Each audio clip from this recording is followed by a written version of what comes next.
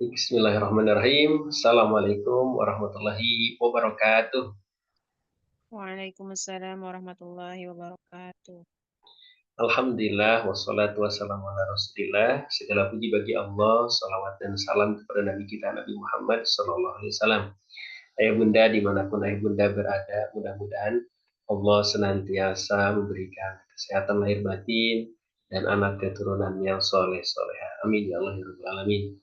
Di malam hari ini kita sharing parenting dengan tema besar menjadi ayah bunda zaman now, Masya Allah ya.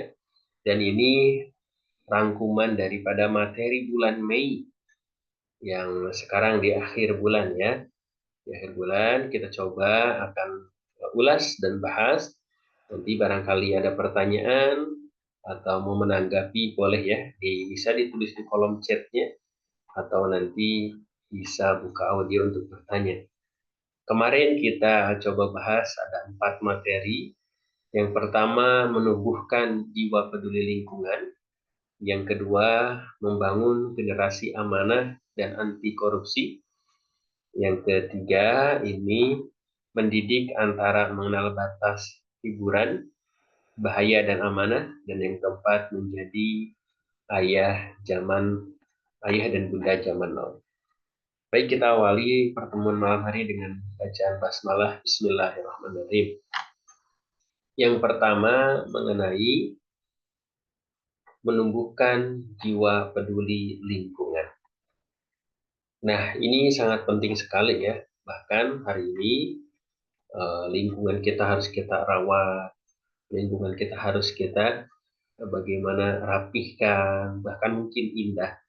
Ketika itu ada orang soleh, usianya udah kurang lebih mungkin 80 tahun. Bahkan dia sudah sakit-sakitan, tapi dia senantiasa di halaman rumahnya, dia rajin menanam pohon. Lalu ditanyalah sama anaknya yang masih muda, Pak, kenapa Bapak menanam pohon? Padahal Bapak kan sudah sakit-sakitan, bahkan mungkin nanti buahnya tidak akan dirasakan oleh Bapak sendiri. Lalu kata Bapak itu berkata, memang saya tidak akan merasakan daripada mungkin hasilnya, buahnya, tapi bukankah kita pun pernah menikmati apa yang hari ini nikmati adalah peninggalan dari orang tuanya, leluhurnya yang mereka menanam pohon sehingga hari ini kita bisa bagaimana merasakannya, memakannya. Maka ternyata dia menanam bukan untuk dirinya, tapi untuk anaknya, untuk cucunya di kemudian hari. Dan itu menjadi amal jariah. Nah ini yang harus kita ajarkan juga ke anak-anak kita bahwa merawat lingkungan, menjaganya, bahkan membuatnya indah, ini bagian daripada ibadah kepada Allah Subhanahu wa Ta'ala. Karena hari ini punya tantangan sendiri, yaitu tantangan serba cepat, serba hebat, gitu ya.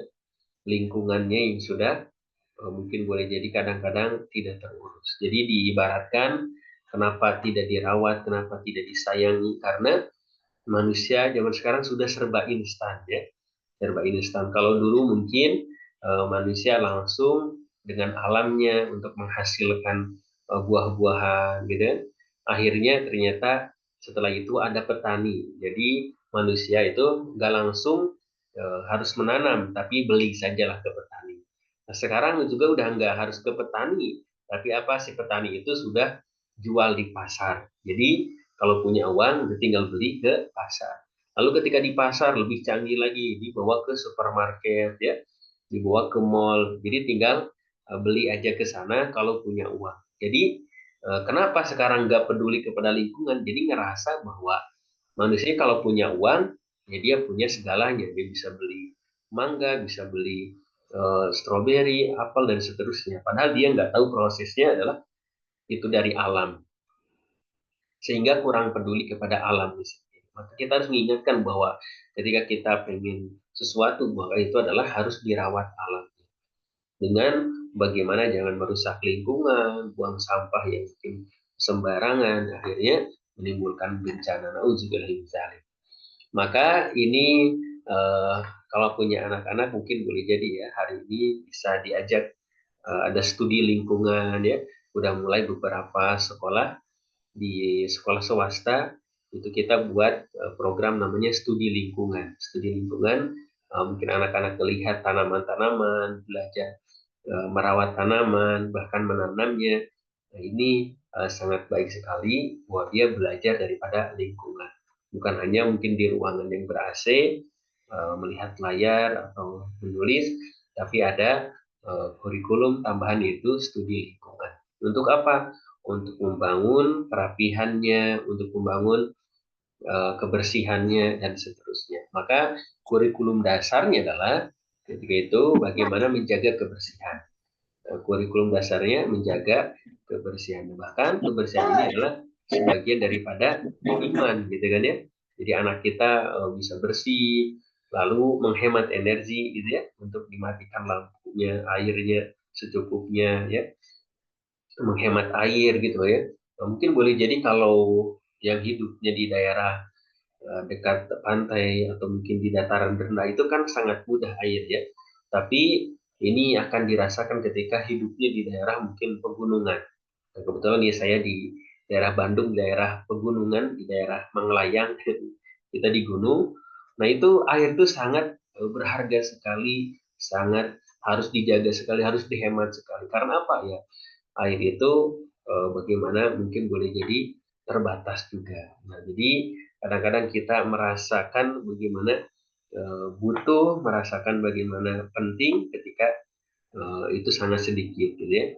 Jadi ini anak harus dan mungkin boleh jadi dibiasakan untuk berjalan kaki, naik sepeda, gitu kan. Itu bagus sekali untuk bagaimana mengurangi dari polusi udara, bahkan anaknya jadi sehat dan kuat. Ini bagian daripada studi lingkungan untuk anak-anak kita.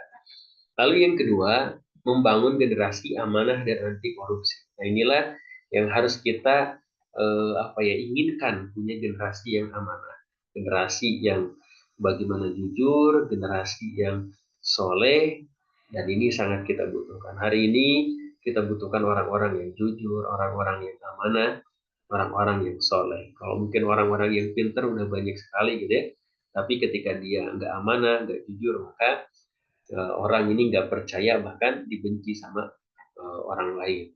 Maka kita bagaimana untuk mengajarkan kepada anak kita, yang pertama harus tanamkan ketauhidannya, hubungan dengan Allahnya, mau beriman kepada Allah, lalu bagaimana sampai timbul bahwa dia senantiasa diawasi oleh Allah, dijaga oleh Allah, dan segala sesuatunya itu diketahui oleh Allah.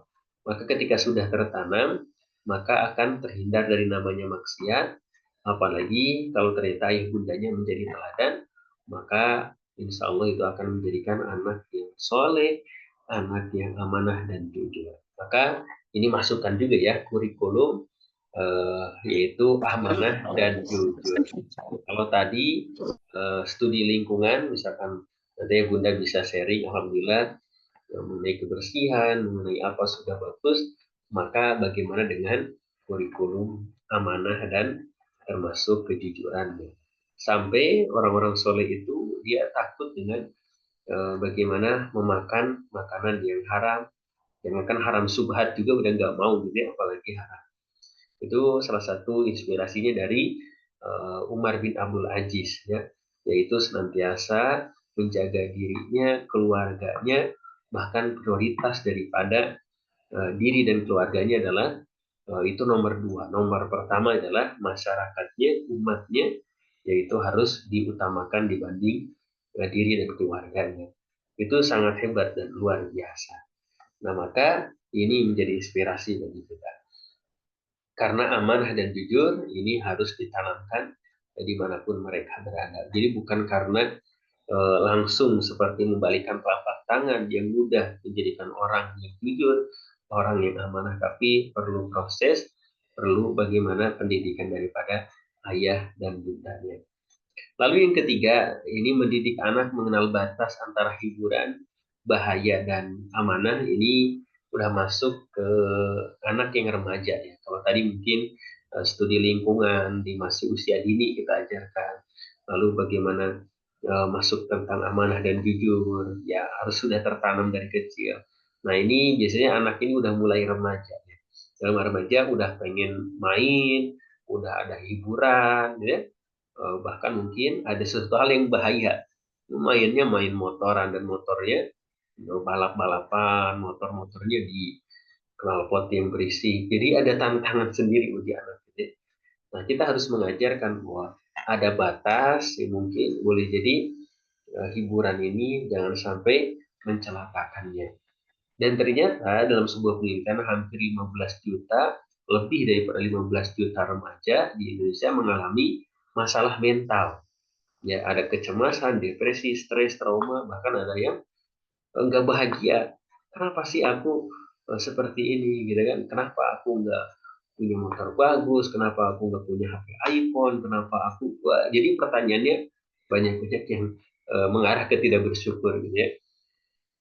Dan kenapa itu anak muda cemas, depresi, dan stres? Nah, salah satunya adalah karena kecanduan media sosial ya. Itu kecanduan HP membuat dia cemas, depresi, stres, trauma. Bahkan anak muda zaman sekarang adalah bahagia dan tidaknya tergantung daripada sesuatu hal yang viral di media sosial. Jadi kehidupannya diatur oleh eh, viral di media sosial, bukan daripada mungkin ibadahnya kepada Allah gitu ya. Bukan karena keluarganya, bukan karena, tapi karena dia dekatnya dengan HP, dengan media sosial, jadi dia tergantungnya di sana. Dan sedangkan di media sosial kan ada orang yang terlihat bahagia padahal sebenarnya tidak. Ada orang yang terlihat kaya, padahal sebenarnya tidak. Ada orang yang mungkin terlihat cantik, terlihat ganteng, padahal mungkin sebenarnya tidak seperti itu. Jadi di media sosial bisa menjadikan manipulasinya, menjadikan standar daripada kesuksesannya, standar kegantengannya, standar daripada gaulnya gitu ya. Padahal di sana mungkin gue jadi pendidikannya sangat kurang karena begitu banyak mungkin konten-konten yang tidak mendidik. Maka untuk itu ini harus menjadi waspada dan harus kita lihat anak-anak kita mungkin yang udah remaja, bagaimana eh, kondisi daripada mentalnya. Apakah dia marah, apakah dia mungkin mau jadi melawan gitu ya. Nah, maka ketika misalkan solusinya, kalau kita dari seorang konsultan atau mungkin parenting gitu ya, maka edukasi untuk bagaimana tidak kecanduan dari HP ini, dari media sosial untuk bisa dibatasi gitu ya. Nah, maka ketika ada yang sudah tingkat depresinya sangat tinggi, tingkat stresnya sangat tinggi, bahkan menimbulkan kriminal dan kejahatan. Nah, ini harus solusi yang lebih eh, luas lagi atau lebih mendalam lagi. Maka di Jawa Barat, ini saya tinggal di Bandung ya, di Jawa Barat ada program dari Gubernur Barak Militer ya. Nanti Bunda bisa komentari itu juga gitu ya. Tapi yang pasti yang saya temukan ketika bertemu dengan ayah bunda, apalagi yang ayah bundanya udah angkat tangan dengan kondisi anaknya, ya sebenarnya kita tidak bisa menyalahkan anaknya juga ya, tapi ayah bundanya juga yang kadang-kadang mungkin bagaimana melupakan perhatian, melupakan pendidikan kepada anaknya. Ada yang mungkin korban perceraian, ada korban KDRT gitu ya. Akhirnya anaknya menjadikan sulit diatur. Ketika orang tuanya sudah angkat tangan, ya siapa yang bisa mendidiknya gitu ya. Mungkin ada yang ke pesantren ya. Tapi ada juga di pesantren malah bermasalah. Angkat tangan juga pesantrennya. Masukin aja lah ke situ gitu ya, ke barak militer ya. Maka ketika anak ini udah mulai usia remaja, yang punya hiburan gitu ya, jadi pulang ke rumah tuh nggak asik gitu, nggak senang karena di rumahnya ya terlalu kaku, ibunya kaku, ayahnya kaku, apalagi ayah bundanya yang bekerja mungkin capek ke rumah tuh cuma istirahat doang atau mungkin marah dengan perintahnya. Akhirnya ya rumah tidak menjadikan suatu hal yang indah, rumah tidak menjadikan suatu hal yang nyaman. Akhirnya adalah keluar lagi dari rumah, akhirnya mungkin anak main, anak ke bawah kemana, sedangkan ketika kita ada di rumah ya pengennya anak juga ada di rumah, tapi kenapa sih anak ini keluar keluar terus, ibunya masuk ke kamar anaknya keluar kamar, ibunya temui anaknya nggak mau ngomong gitu ya.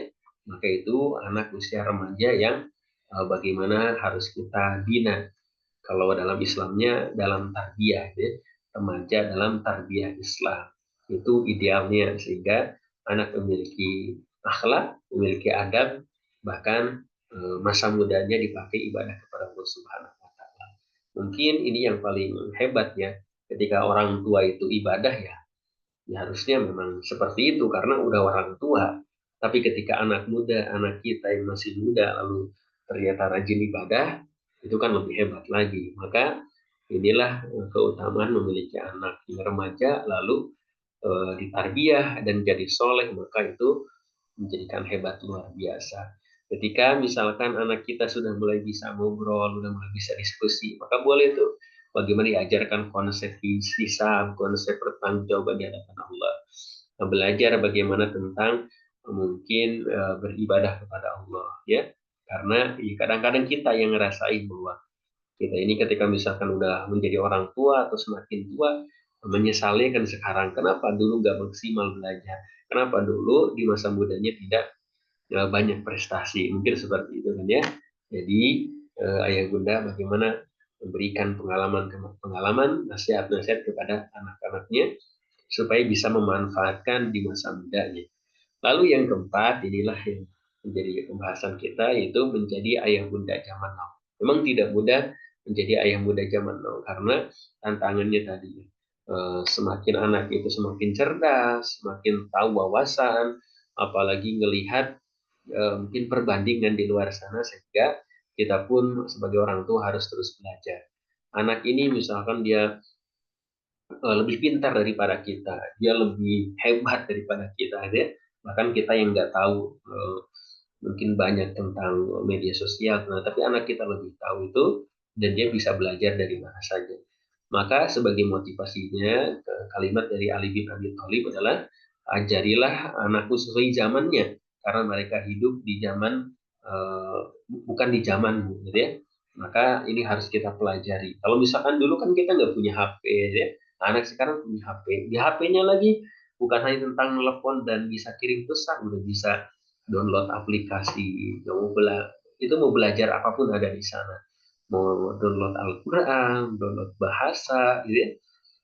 Mau komunikasi dengan siapapun bisa. Kalau dulu mungkin harus eh, hanya pakai pulsa atau mungkin telepon. Sekarang udah sangat canggih dan sangat cepat sekali pertukaran daripada informasinya. Maka untuk itu menjadi orang tua zaman now harus kita bisa menyesuaikannya. Karena ketika itu misalkan ada zaman milenial yang itu kalau dimarahin masih masih apa ya? Kalau dimarahin masih bagus gitu ya, masih terbina mentalnya. Dimarahin nggak balik marah, dimarahin nurut ya. Bahkan mungkin ada yang sampai dipukul, ini nggak sakit hati. Bahkan menjadi orang yang kuat mentalnya dan berterima kasih karena dulu mungkin sudah sangat keras dididiknya supaya bisa ngaji, supaya bisa belajar, supaya bisa jadi anak yang sukses, mungkin berterima kasih. Tapi ketika generasi sekarang, katakanlah generasi Z, generasi apalagi Alpha gitu ya, nah ini beda. Ketika kita marahin, ya coba aja nanti bunda coba marahin anaknya, apakah takut apa melawan? Maka kebanyakan malah anak zaman sekarang dia melawan kepada orang tuanya, dia punya pendapat, dia bandingkan dengan orang lain, dia lebih cerdas daripada kita. Jadi ataupun boleh jadi ternyata paksalah kita marahin aja. Ternyata anak ini baper, dianggap kita ini galak, dianggap kita ini tidak sayang, bahkan mungkin bisa kabur dari rumah. Apalagi yang paling paling dilema adalah gurunya. Jadi gurunya satu sisi harus ngajarin karakter, satu sisi harus ngajarin kebaikan, ya, harus ngajarin akhlak. Maka satu sisi anaknya kalau ini sulit diatur, itu perlu ditertibkan, perlu ditegaskan. Ketika ditegaskan, ditegurlah, misalkan suruh sholat, ditegurlah harus memiliki adab yang baik. Anaknya nggak terima, akhirnya tersinggung, dan ada yang melapor kepada orang tuanya nggak terima, dan orang tuanya melaporkan gurunya. Dan itu ternyata sangat sulit sekali di zaman sekarang. Maka kita harus belajar. Salah satunya adalah bagaimana mendidiknya mungkin tanpa kekerasan, tanpa harus dengan drama A, B, C, dan D, tapi bisa sukses, yaitu dengan cara sesuai dengan zamannya. Ada yang mungkin boleh jadi harus adu argumen, ada yang mungkin harus menjadi sahabat, ada yang mungkin memang harus dibina, dibimbing, ada yang mungkin boleh jadi kita masuk kepada dunia mereka, sehingga kita ajarkan bagaimana sesuatu hal yang harus kita ajarkan, seperti mengajarkan akidahnya, tauhidnya, dan salah satu pelajaran yang bisa didapatkan oleh anak kita adalah tentang keteladanan. Jadi mungkin tidak perlu teori yang sangat banyak, tapi ketika memiliki teladannya, melihat daripada orang tuanya yang baik, maka insya Allah akan mengikutinya jejak orang tuanya yang baik. Maka kita dituntut untuk bisa melek teknologi, dituntut untuk bisa berilmu, dituntut untuk bisa menjaga kesehatan, dituntut untuk bisa beradaptasi dengan kondisi anak-anak kita saat ini. Maka ibunda yang dirahmati Allah Subhanahu wa taala, kita senantiasa mengupgrade ilmu kita, mengupgrade bagaimana pengalaman dan wawasannya, dan kita bisa beradaptasi bagaimana dengan pendidikan anak-anak zaman sekarang. Yang mungkin boleh jadi dulu anak-anak zaman dulu sangat hikmah, sangat mau misalkan ketemu dengan guru, dengan ustadznya. Nah, hari ini misalkan kenapa anak itu susah datang ke majelis, kenapa hari ini anak susah ngaji, maka ini kita harus dekat dengan anak kita supaya anak bisa ngaji. Karena sayang sekali anak jam sekarang ketika lulus SD, lulus SMP, apalagi lulus SMA, udah nggak mau ngaji. Syukur kalau anaknya sudah bisa ngaji, sehingga bisa diamalkan di kemudian hari. Bagaimana kalau anaknya belum bisa ngaji? Bagaimana anaknya kalau belum bisa baca Quran? Bagaimana kalau anak yang belum bisa sholat, bacaan sholat? Maka di kemudian hari mereka baru menyesal dan bagaimana mungkin di sana pengen mengulang waktu di masa yang lalu untuk belajar. Maka untuk itu mudah-mudahan kita dimudahkan oleh Allah Subhanahu wa taala dalam mendidiknya, dan mudah-mudahan senantiasa kita dibimbing oleh Allah Subhanahu wa taala. Amin ya Allah ya rabbal alamin. Nah, baik ayah bunda yang dirahmati Allah Subhanahu wa taala, silakan barangkali ada yang menanggapi atau bertanya boleh di kolom chat ya.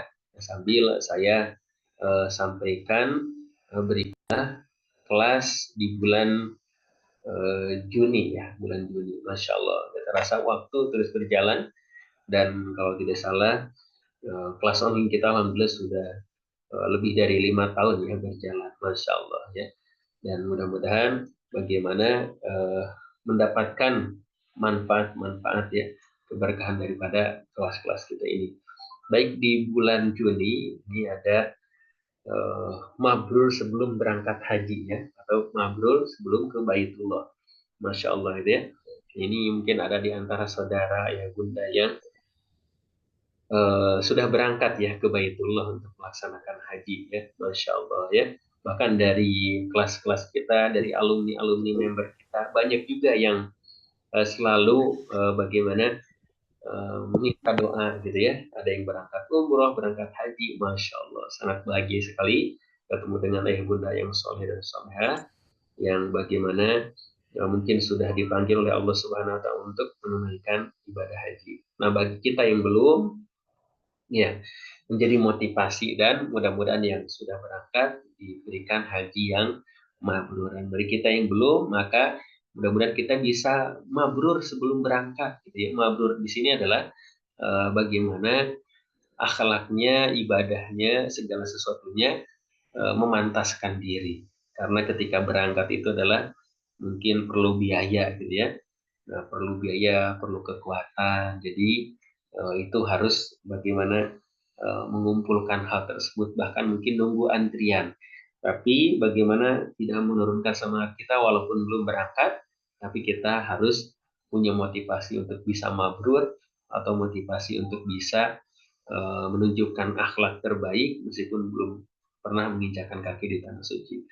Lalu yang kedua tentang didik mereka sebelum dunia mendidik. Nah, ini kembali lagi ke hal yang mendasar tentang ayah bundanya, jangan sampai anak ini dididik oleh lingkungan yang tidak baik atau oleh media sosial yang mungkin boleh jadi membuat anak kita sulit diatur, tantrum, bahkan mungkin melawan.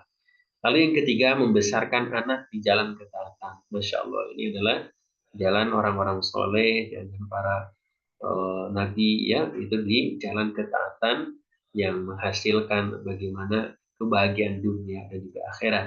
Dan berikutnya hijrah parenting, mendidik anak dengan cara Islami, spesial Muharram atau menyambut tahun baru Islam ya, di sana, Masya Allah. Dan nanti mungkin akan sharing parenting kembali. Dan juga ada karya-karya dari Islamic parenting, yaitu pendidikan anak berdasarkan para nabi dan istrinya, parenting ala nabi, mendidik tanpa marah, solusi kecanduan gadget dan panduan sholat. Ini paket bundling ya, nanti insya Allah bisa dikirim jika ayah bunda pesan ke admin ya. Atau layanan Islamic parenting, yaitu safari dakwah atau kegiatan kajian. Insya Allah kalau di Bandung sudah rutin ya, di bulan depan di Al Kausar, di belakang apartemen Batu Nunggal.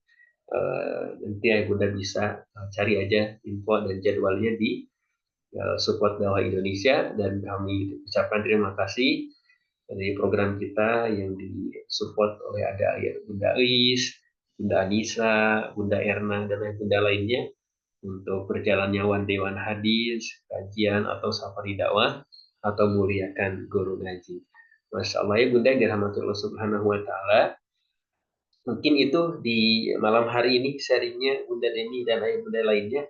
Nanti ayah bunda bisa ya untuk konfirmasi kelas berikutnya ke Uma Alwi atau Bunda Demi atau admin yang ada di grupnya masing-masing untuk melanjutkan kelasnya di bulan Juni. Masya Allah, sangat bahagia sekali senantiasa berada bersama orang-orang soleh, bersama ayah bunda. Mudah-mudahan kita berdoa kepada Allah Subhanahu Wa Taala diberikan kesehatan lahir batin, bahagia dunia, bahagia akhirat. Amin ya Allah ya Rabbal Alamin. Rabbana hablana min azwajina wa dzurriyyatina qurrata a'yun waj'alna lil muttaqina imaman. Rabbana atina fid dunya hasanah wa fil akhirati hasanah wa qina azabannar. Walhamdulillahi rabbil alamin. Saya Didik Ella Usulandik. Wassalamualaikum warahmatullahi wabarakatuh.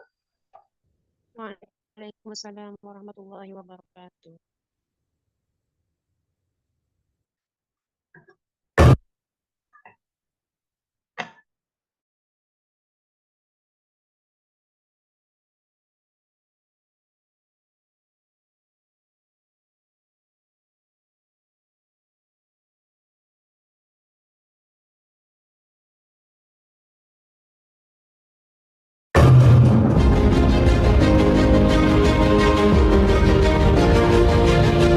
Mr. Badrul Tamam MPD.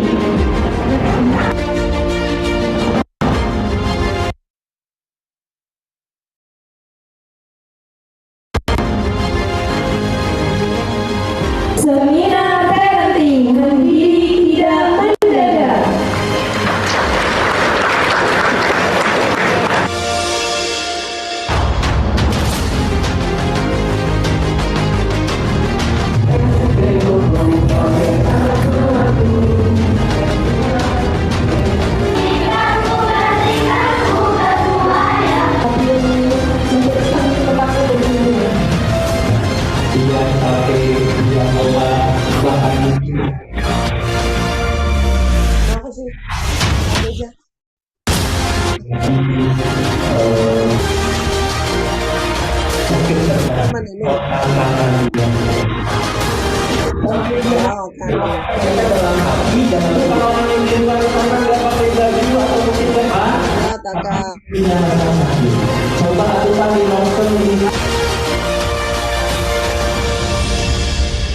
Ini bagus tentang pendidikan tanpa. Alhamdulillah, adalah suami saya soleh banget.